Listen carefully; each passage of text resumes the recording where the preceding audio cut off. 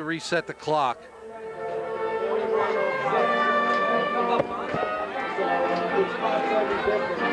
We're probably going to have a little delay action here.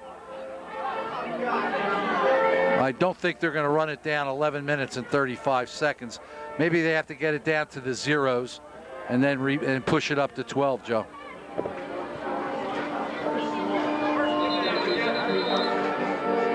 All right, there's a timeout on the field. They want to get everything straightened out before they resume play, and that's the wise thing to do, Tom. It would sure help us out a bundle. We are resetting the clock up here. Seems to be some short tempers. Set it back to 12. Joe. 12. Set it back to 12.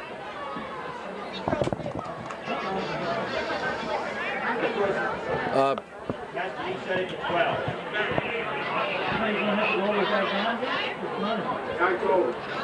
12. Having a little difficulty. They're trying to clear. We're going to set it back, Tom. We'll take care of it. There's a little. The scoreboard clock here at Roosevelt Field is probably about as old as the school, and we've got to run. And I believe we have to run it all the way down to expedite time. Might it be better for the officials? He has to get to 9:00 before he set it. Okay, another 15 seconds. Once again, would be wise perhaps for the district to look into a new scoreboard here, one that would really spruce up. If there's anybody out there, Norristown boosters, Norristown compatriots that would like to donate money for a new scoreboard, I suggest calling the athletic office. And here we go. We're going to be ready to roll in a minute. Okay, the scoreboard is set. Teams are on the field. We're ready to go. 1st and 10, Warriors ball at their own 46-yard line. Tom?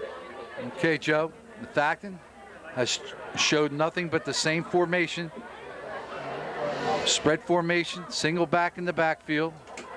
There's going to be another play action fake. Hanrahan on the keeper, cuts it back up to the 50-yard line. Pickup of about 4 on the play. He's going to be a tired young man at the end of this game, Joe. Yes, he is. And sore.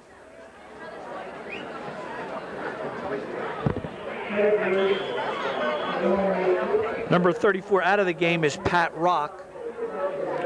Norristown is not really intimidated by Methacton's speed, and that's why Methacton probably is not looking to go downfield with a longer pass. And with 4 men and 9 men in the box, it's going to be tough for him to continue to run. There's a direct handoff, breaks another tackle, and second effort gets Phoenix, I believe, the first down. Was that Phoenix, Joe, I believe? Yep, that's Marvin Phoenix. I think he's a little short, Tom. I think it'll be 3rd and 1. But they did punch into Norristown territory. Close enough for a measurement, I believe.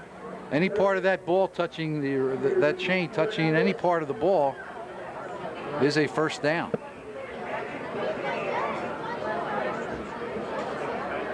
Joe, after 3 consecutive home games for Norristown, tonight being their 3rd straight, the Eagles will travel next week to Ambler, where they'll face the Wissahickon Trojans, who I know lost their first game to powerful Lansdale Catholic from the Pioneer Athletic Conference.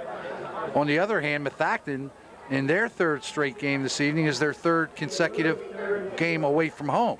They'll be looking forward for that home cooking next week up in Fairview Village. Coach Marenkov mentioned that in our conversation this afternoon. He'll be anxious to get back to the friendly confines of the Methacton home field. Yeah, looking over the stadium crowd here now, Joe.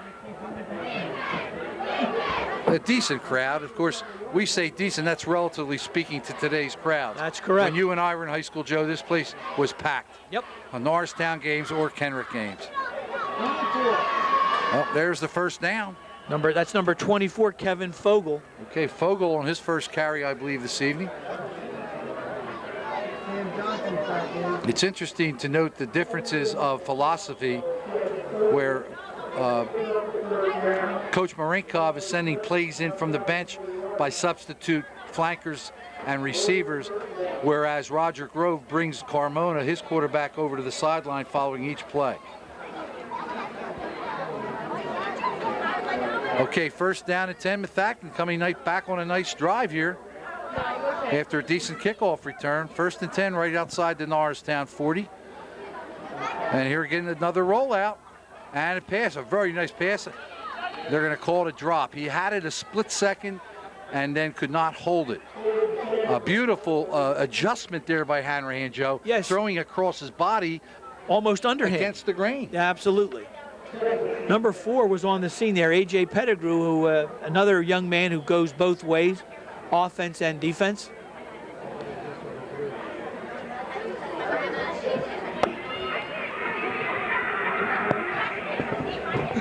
Here we are, first and 10, Hanrahan over the ball. Handoff now to number 22, and that's Phoenix, direct handoff. He's down inside the 15-yard line to about the 13. Nice bolt off left tackle, Marvin Phoenix. Joe, we thought coming into tonight, based on the comparative scores, and I know it's difficult to go by that at this level, but that's all we have to go on early in the season. Both teams played Souderton comparatively dominant. Methacton beat them up there at Souderton. Yep. Norristown struggled with Souderton the first half here, and from all people tell me, Upper Meridian's a real powerhouse in AAA in the state, and Methacton played them even for 3 quarters. Yep. 0-0. So we thought this might be a barn burner. Two contrasting styles. All right, here's the quick pitch again. And it looks like the speed of Norristown, number 4 Pettigrew, and number 31 Blackwell. That's Julius Blackwell, the twin brother of Jamal. And again, running down number 22, Marvin Phoenix. Again on the play is Danny Lester leading the defensive charge. Lester's playing a whale of a game here in the first half at Roosevelt Field. Joe, all over the field. Joe, one thing I noticed last week, Souderton, for some reason, they kept trying to test the Norristown wide around their ends, and they couldn't do it. They don't have the speed. What Methacton has been successful running inside the tackles, cutbacks, a quick pitch around. You just can't do it. You can't outrun Norristown's corners. Right, you can't sweep against the Eagles. You're absolutely right. Now they're in a precarious position. 2nd and 12.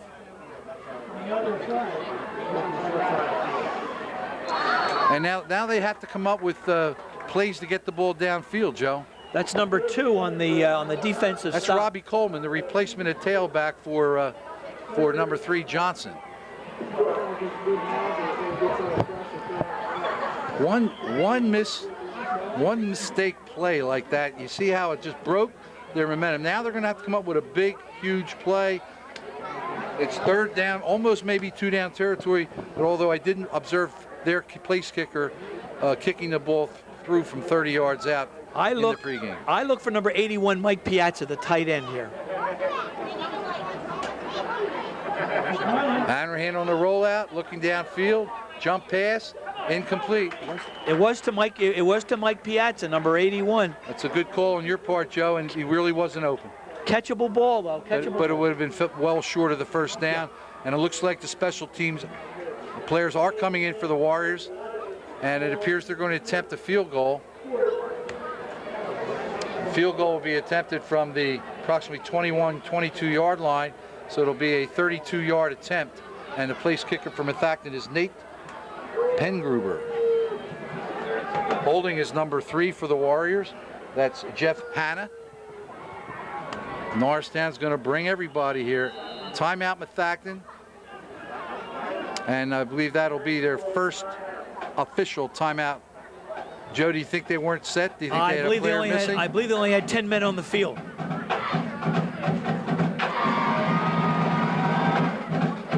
I was watching Pengruber in the pregame, and he was hitting the ball very well. He's a soccer player. As a matter of fact, the coach that I was speaking with didn't recall his name. He said he's never been impressed by kickers. Does that sound like a football coach talking or what, Joe? Absolutely like a football coach.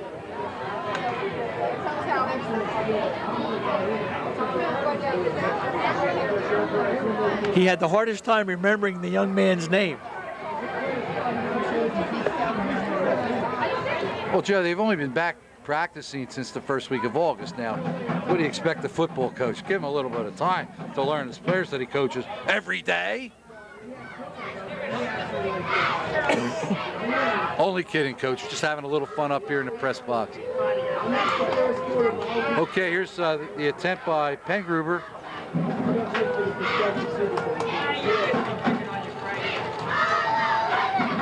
"32 yards, plenty of distance, and good. That could be a weapon, Joe, as this game progresses. Very impressive kick. A one-play call, the wide end run, cost them maybe a touchdown. So Norristown bit the bullet there, but give Pengruber credit to get the Warriors on the board. Yep. So with 8:24 remaining in the second quarter, 7 points for the Eagles, 3 for the Warriors.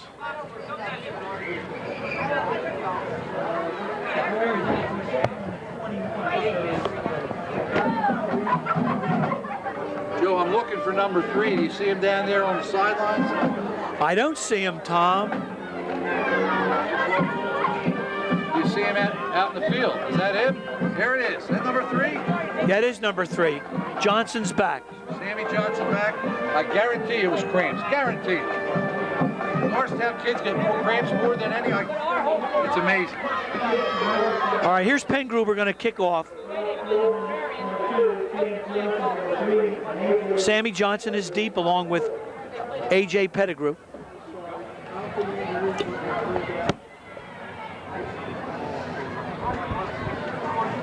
That was a very impressive kick for a high school kicker, Tom. That was. He nailed it. Effortless motion. Joe, it cleared by 20 yards. Absolutely. I mean, that may have been good from 45 to 50. It's a big weapon at this level, especially in a close game.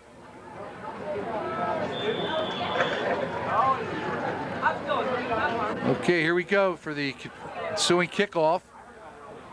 Ball's going to be taken by Johnson at his 13-yard line. Looks for his wall, heads upfield. Nice run back to the 34 for Johnson, where the Eagles will take over. 1st and 10. There is definitely some hitting down there this evening, Tom. Those boys are going hammer and tongs after each other. The series between Methacton and Norristown has always been a hard-hitting series. These kids play against each other from middle school on and over the years. And when I coached junior high football, our toughest opponent every year was Methacton. The year I had Steve Bono, we finished undefeated, but we tied Methacton 6-6. I think I've had more trouble against them, and that rivalry continued. A lot of these kids are transplanted Norristonians. That's right.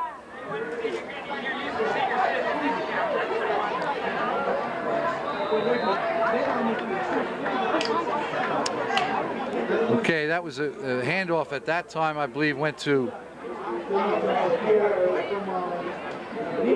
Pettigrew on the carry, I believe. Pettigrew on the carry and Timmy Hobbs on the stop. Gain of about 2, 2nd and 8 for Norristown. Hobbs is getting some looks from Division, not Division 1 schools, but Division 1AA? 1AA. That would be the Delawares, Villanovas, and Hofstras. That's correct. Of the world.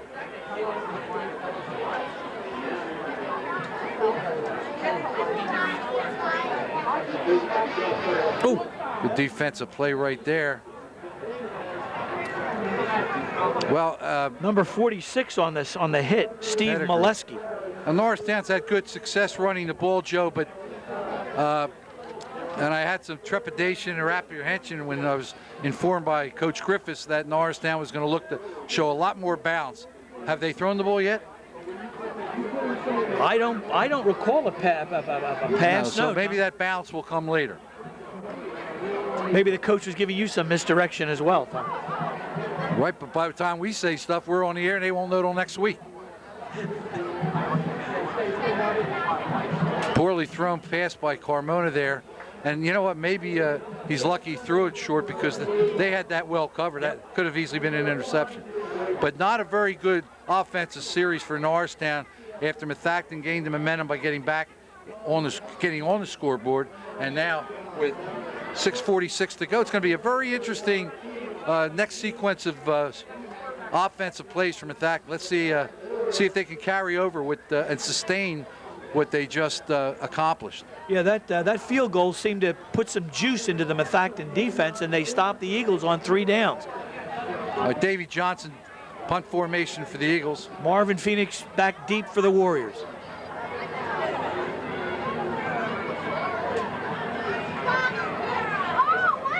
Fair catch signal and good field position, 35-yard lines where Methacton will take over. It was a 25-yard punt from scrimmage, Joe.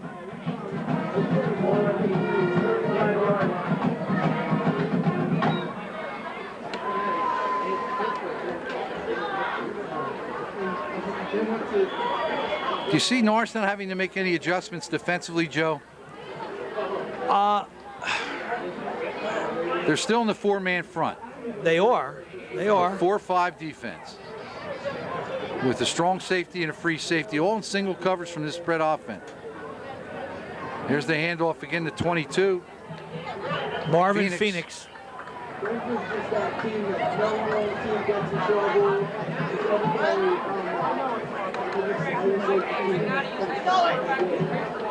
Joe, it's ironic, you know, how kids have to mentally prepare for a football game.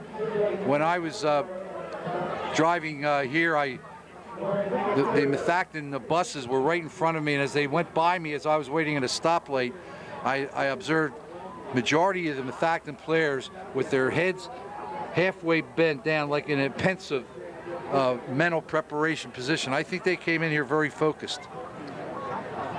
Good point, Tom. There's the option pitch again. Again, they can't run wide No. against the Eagles. You're right, Tom. It's doesn't make any sense to keep calling plays like that. The strength of Norristown's defense is their speed on the corners. And Yep.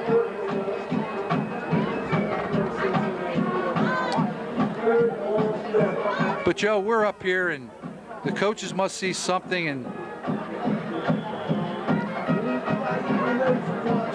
maybe they're trying to set something up, and a reverse perhaps, a halfback option pass.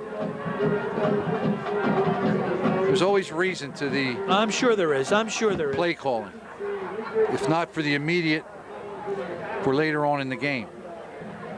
No, I am by no means criticizing the play calling. Overthrown, intended for number 22 out of the backfield. Phoenix, well thrown ball, but high. Well covered on the play by number 5, Dave Watson.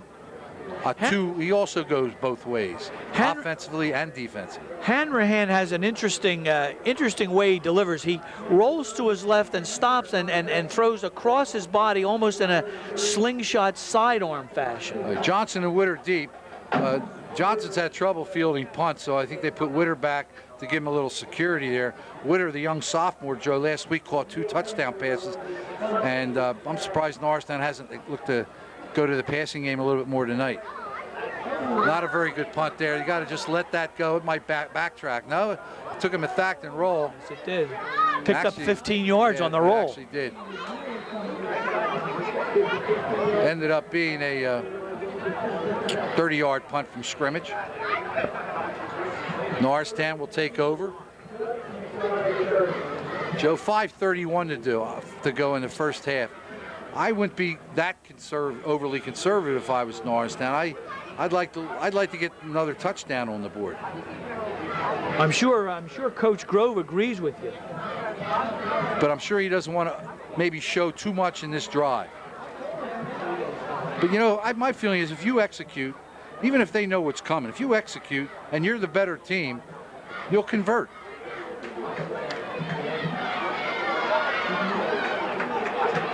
That was number 2, fights off a couple tackles. Yep. Get back over the line of scrimmage for a gain of about 2. Coleman. Joe, I mean, when Woody Hayes coached at Ohio State, you knew it was coming every play.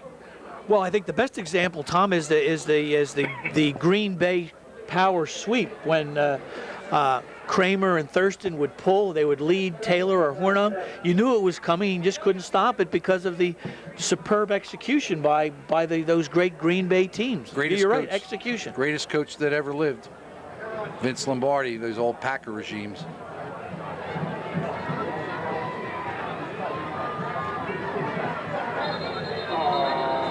Too much time, I think, Tommy. Very possible, Joe. When the official blows the whistle dead, it's either a player moved, dead ball foul, illegal procedure. It's either one or the other. It's either a violation of the play clock running out or movement on the offense or offensive line or offensive backfield. It's going to bring up a 2nd and 12 now, Joe. Let's see what Carmona can do. He's got great wideout speed, and what Mike Whitehead, state caliber, state champion sprinter and hurdler, and of course he's got Witter, sophomore, great hands and runs excellent patterns. Straight direct handoff, and that's Pettigrew, and he did cough it up, Joe. Let's see who came up with it. Looks like Methacton signaling it's their ball. Referees have not signaled yet. Methacton football, Joe. That's a big turnover. And Joe Pettigrew was close to that first down mark. Yes, he was. And it was good execution. I think the defensive player from Methacton who banged that ball loose was Marvin Phoenix.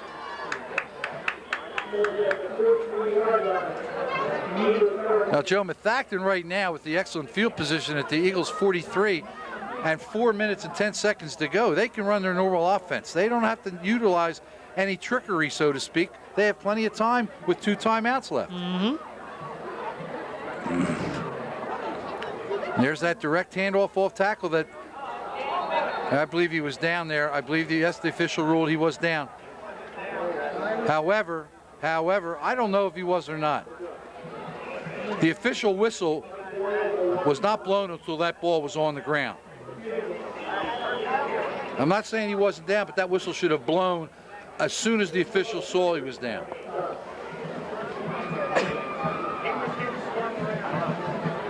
Of course, the Norristown fans that we hear disagree with that official's call, as I might. We'll look at it on video back at the studio.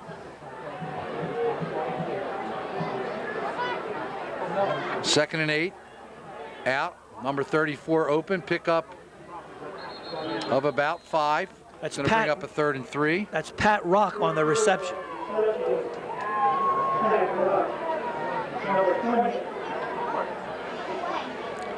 Did you say Pet Rock, Joe? I said Pat Rock. Pat Rock, okay. Your Bedrock was that? Great name for a football player, I'll tell you that. Yeah, Pat Rock. All right, Joe, 3rd and 3. Big play. I look for Hanran to keep it. Well, he'll initiate the play by keeping it. Might have an option to pass here. Roll out. Could be Norristown all sizes. Could be mute. Let's see if that penalty bails Methacton out, Joe. Yeah. Because if it was an illegal procedure, they would have blown the whistle. The flag itself indicates Norristown all side, and it's a free play for the offense. Right.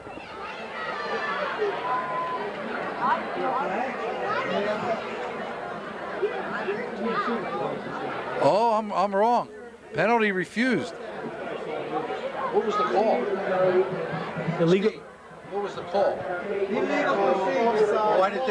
Why did they blow the whistle? Blow a play dead? It was after the ball was settled. Why not only have enough men on the line? It's also the same thing. All right. Ski Miller, I asked him why they didn't blow the whistle, and his response was that the illegal procedure could have occurred after the ball had been snapped with maybe linemen out of position or too many men in the backfield. Nevertheless, Methacton in punt formation. Norristown has a negative punt return backfield. That's the right term, Joe, isn't it? I think you're right. When no backs line up in the backfield, in a normal offense, they call it a negative backfield. So I'm just going to relate Norristown not sending a returner back as a negative return backfield. Could be not enough men on the line. Could have been because that most likely was it. And that's also where you see. Okay, Norristown, Joe, here with 2:21 to go. I think they'll keep it on the ground, Tom. Go into the. That's a big reach for you, Joe.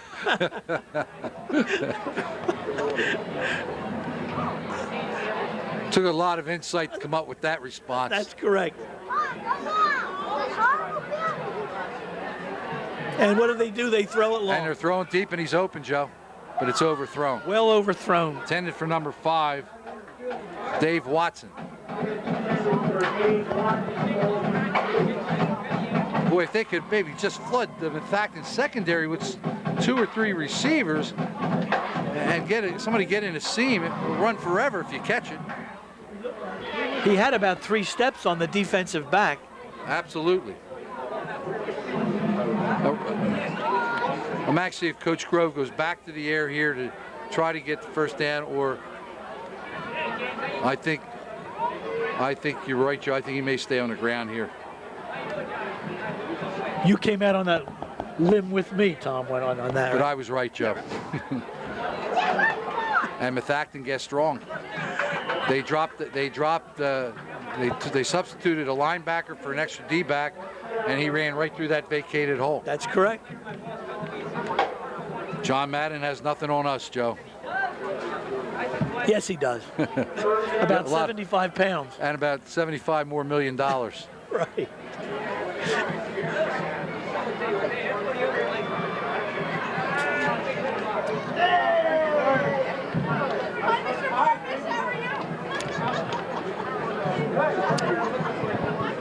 All right, now 1st and 10.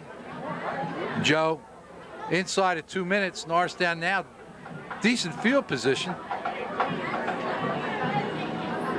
Hand off to the deep back, that's number 2, that's Robbie Coleman.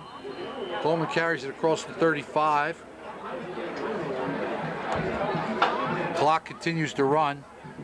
The only thing is, Joe, with Norristown's offensive, even if they're playing a conservative running game here and content to go off with the lead, you know as well as I do at any one time, these backs are capable of breaking one for the, any play, taking it to the house. High backs, Carmona over center, straight drop, comes back, throws the ball up for grabs. I think there had to be by number 24. There had to be a miscommunication there because 17 Witter was nowhere near the ball. That ball was overthrown by 15 yards. Maybe he didn't run the right pattern. Maybe Anthony just made a bad throw, but it doesn't hurt the Eagles. But with a minute to go, you don't want to see it and end like that.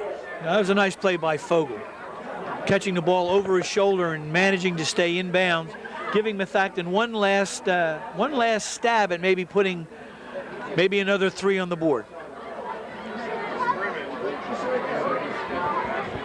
Now Methacton. There's that Delaware wing T-like formation, Tom. And they're flooding an area, 3 backs. Excellent catch for a first down and out of bounds. Joe, that play took 7 seconds, gained 13 yards, gave Methacton a first down. They have 2 timeouts. I thought it was first down. I thought the official signaled first down. He did, Tom. They're moving the sticks. Okay. They're moving the sticks. The ball now is at the Methacton 47.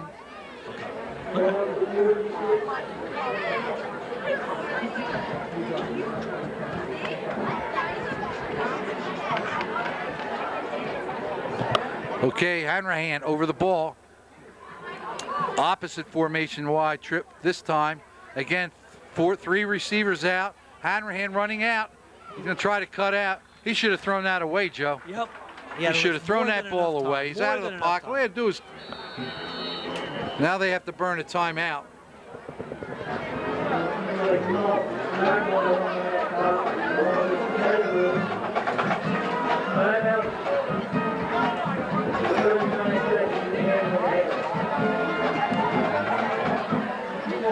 This is, I'd like to see the Eagles put in the Methacton offensive package for Donovan McNabb.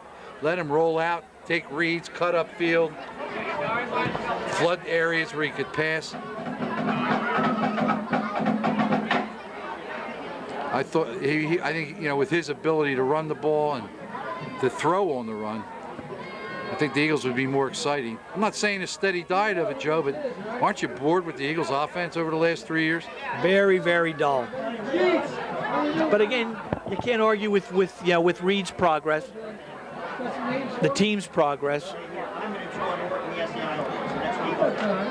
This may sound sacrilegious, Tom, but I would rather watch a high school football game than a pro football game for a variety of reasons.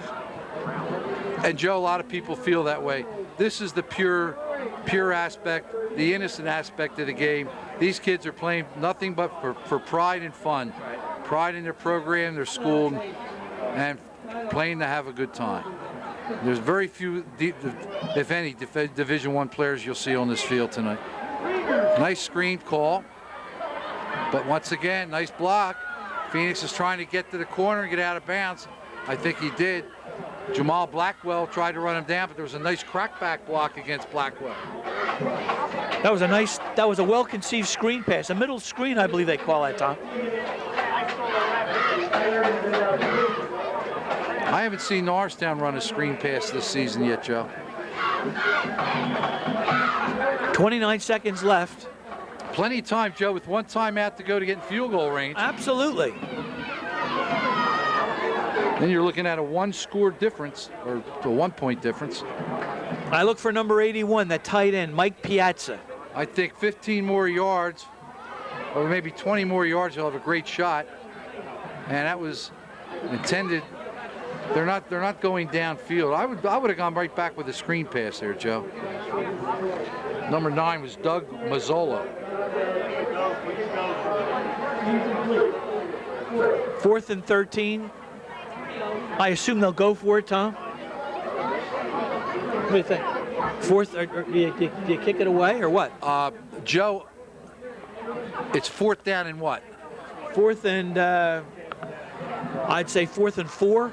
Looks like 4 yards. I think they're confident enough that their defense could hold Norristown for 20 seconds. They have nothing to lose.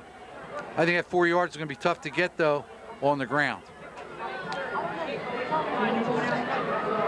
Phoenix doesn't get it. You're right, Tommy. You're absolutely right. Now the clock continues to run. It'll stop for the change of possession. Norristown will take over at their own 45. If I were Norristown now, I'd throw the ball downfield. What the heck? Anything can happen. Get an interference call. D-back could fall and trip, and you get an easy touchdown. I don't know if Norristown has a shotgun package. You pick your fastest wide receiver and you say, quote, go long, unquote. And I'm trying to think to see if the fastest wideout is in there. That would be number 88. And is that number 88, Far White, Mike Whitehead? And I believe they called a running play. Oh, and he cut back.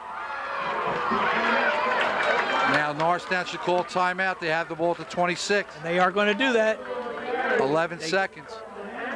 Now, I don't think Methacton is too concerned about that. They had the passing game locked up there, and they figured he's not going to break away for a 70-yard, 60-yard touchdown run. He nearly did. I think if he had stayed outside a little longer before the cutback, he might have been able to turn it. I think Pettigrew's an impressive runner, Joe. Yes, he is. I don't understand why he doesn't get the ball that much, but they have other impressive running backs too. Maybe the coaches see something in practice, Tom. Maybe he has a tendency to put the ball on the ground. Absolutely. You know, we don't know. And, and again, we're not second guessing calls. Absolutely not. We're basically giving Pettigrew compliments that we'd like to see him carry the ball. Now, 11 seconds to go. How many timeouts does Norristown have? Ski. How many timeouts do they have? We believe Norristown still has 2 timeouts remaining, and if so, they could have a pass play option here maybe, or I should say pass run option. But why not go for it? Why not throw the ball downfield? You know, you're not in field goal range at this point for Harrell. Trip formation's right, single setback. 4 wideouts in the game for the Eagles. It's an obvious passing formation. Carmona's going to throw the ball down. Oh boy, what a poor throw by Anthony. Underthrown, should have nearly been intercepted. It was so poorly thrown, Joe, that's why it wasn't intercepted. Yep. Doug Mazzocca almost picked that off. Come on, Anthony. You could do better than that, buddy. Anthony Carmona is one of the classiest young men in the school, Joe. He is a fine athlete. You plays coached him, football Tom, and right? basketball. No, I in his sophomore year, didn't you? Coach? no, Joe. I think I've been out. I think Anthony was a freshman at All that.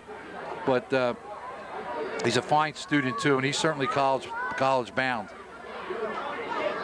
Okay, same formation. All right, he's coming back to the other side. Methacton defended it beautifully. Intercepted, touchback. Number 24 again, Kevin Fogel, his second pick of the night. And that is the end of the first half, Joe. And I think we're going to have a very interesting second half. Methacton certainly is in the game, certainly proved it can move the ball at times. Defense has held up well. And I expect us to have a barn burner of a second half. It's going to be a lot of fun for the next 24 minutes. We're going to take a break now, and Coach McGee and I will be back right after this. Good to see you.